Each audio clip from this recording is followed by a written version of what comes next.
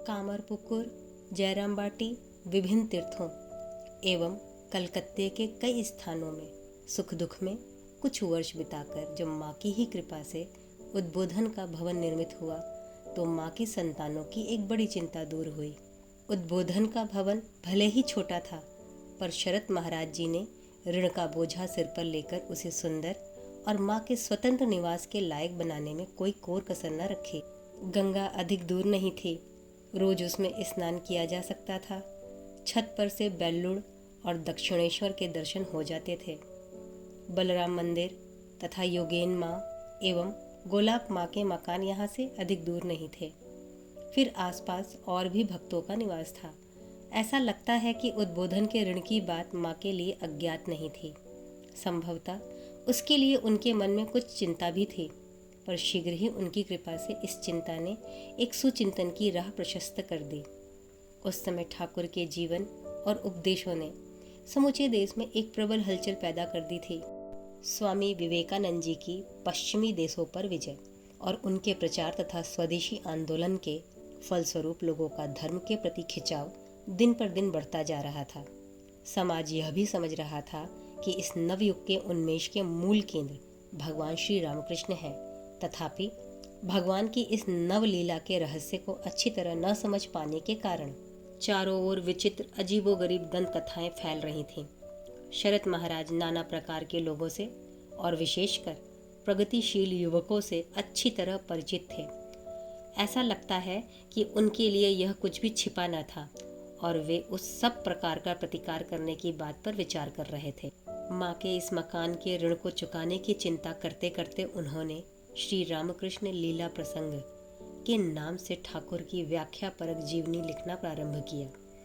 रचना के प्रारंभ को देखकर लगता है कि पहले संपूर्ण जीवन की चर्चा करना उनका अभिष्ट न था। वे तो उन्हीं बातों को अपने विश्लेषण के दायरे में लाना चाहते थे जिन्हें लेकर मन में संशय उठा करते हैं। पर जब रचना जन साधारण को बड़ी प्रिय होने लगी तो लगभग सारी जीवन लीला ही प्रकाशित हो गई। ग्रंथ की प्रचुर बिक्री हुई। इससे भवन निर्माण के लिए जो ऋण लिया गया था वह चुका दिया गया। सर्वोपरि ठाकुर का लीला रहस्य, जीव जगत, ईश्वर का स्वरूप तत्व, साध्य एवं साधना प्रणाली, वर्तमान युग प्रयोजन, अवतार का आविर्भाव, मनुष्य जीवन का उद्देश्य, आदर्श मानव समाज का लक्ष्य, कर्तव्य निर्णय जैसे दुर्भ विषयों का समुचित समाधान पाकर पाठकों का हृदय पुलकित हो उठा। श्री ठाकुर की महिमा का प्रचार बढ़ चला। माँ, तुम किस प्रकार क्या करती हो कौन समझ सकता है। उद्बोधन कार्यालय, जो कि माँ का घर के नाम से भी परिचित है, उसमें माँ के रहने के कारण एक विचित्र समावेश हुआ था। मठ, मंदिर, पुस्तकालय, संन्यास आश्रम, वानप्रस्थ आश्रम, गृहस्थ आश्रम, ब्रह्मचर्य आश्रम, फिर पुरुष मठ और स्त्री मठ, सब एक ही साथ। मकान छोटा था, पर वहाँ के प्रधानकर्ता पूजनीय शरत महाराज नीचे की मंजिल के एक छोटे से कमरे में बैठकर एकाग्र मन से कितना काम किया करते थे, इसकी कोई सीमा नहीं। फिर इसी के साथ उनकी सजग दृष्टि कौन आता है, कौन जाता है, कौन क्या करता है, यह सब देखना। नया आगंतुक देखते ही मीठे स्वर में पूछताछ करते, उसके प्रश्नों का संतोषजनक उत्तर देते, माँ के दर्शनार्थियों और कृपा प्रार्थियों के लिए समुचित व्यवस्था करते और फिर कितने लोग कितने कामों से उनके पास आते। उद्बोधन माँ का घर है, उन्हीं की सेवा में सभी तत्पर रहते हैं, पर माँ की सेवा की आवश्यकता नगण्य है, बल्कि वे ही यहाँ के दैनिक कार्यों में यथाशक्ति सहायता देती हैं। श्री ठाकुर की सेवा पूजा, संतानों को प्रसाद देना, पान लगाना, यह सब उन्हीं का काम है। वे काम करते रहना ही पसंद करती, कहती बिना काम काज के कहीं रहने से वह दूसरे का घर हो जाता है।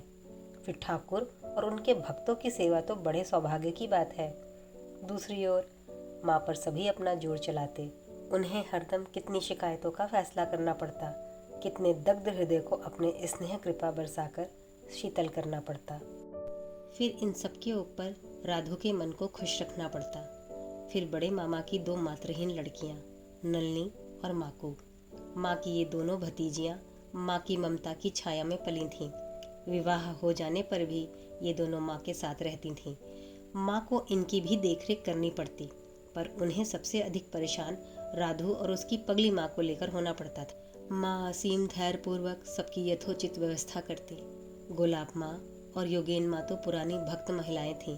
वे भले ही माँ की सेविकाएं, पर उनकी सुविधा और असुविधा की ओर भी माँ की तीक्ष्ण दृष्टि रहती। वे सदा इस प्रयास में रहती कि उन्हें कोई कष्ट या असुविधा न हो।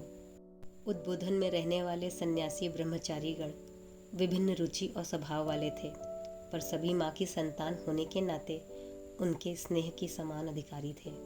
माँ को उन सभी के भोजन, वस्त्र और सुख सुविधा की चिंता रहा करती। इस संबंध में एक घटना का स्मरण हो आता है। उद्बोधन के डॉक्टर महाराज पूर्णानंद जी रात में किसी दिन भोजन की पंगत में समय पर नहीं आ पाते थे, इसलिए उन्हें फटकार भी सहनी पड़ती थी। एक दिन उन्हें बड़ा ही विलंब हो गया, इस कारण उन्हें फटकार भी खूब कड़ी मिली। यह देख माँ ने उन्हें अकेले में बुलाकर स्नेहपूर्वक देर से आने का कारण पूछा। माँ की करुणा देख वे रो पड़े और आंसू बहाते हुए बोले, राजा महाराज का आदेश है, नित्य 10,000 जप करना, संख्या का ठीक ख्याल रखना और गलती होने पर शुरू से पुनः जप करना। संख्या में भूल होने पर जप का फल राक्षस खा लेता है। राक्षस के खा लेने की बात सुन माँ हंस पड़ी और बोली, बेटा तुम लोग बच्चे हो, मन चंचल है, एकाग्रचित से जप करने के लिए ही राखाल ने ऐसा कहा है। देखो बेटे, मैं यह कह रही हूँ, भोजन का घंटा बजते ही ठीक समय पर खाने के लिए चले आना। जप की संख्या यदि पूरी ना भी हो तो भी कोई दोष न होगा, बाद में फिर से सुविधानुसार तुम जप कर सकते हो। माँ का सहारा पाकर संतान का भय दूर हुआ और वे ठीक समय पर भोजन के लिए आने लगे।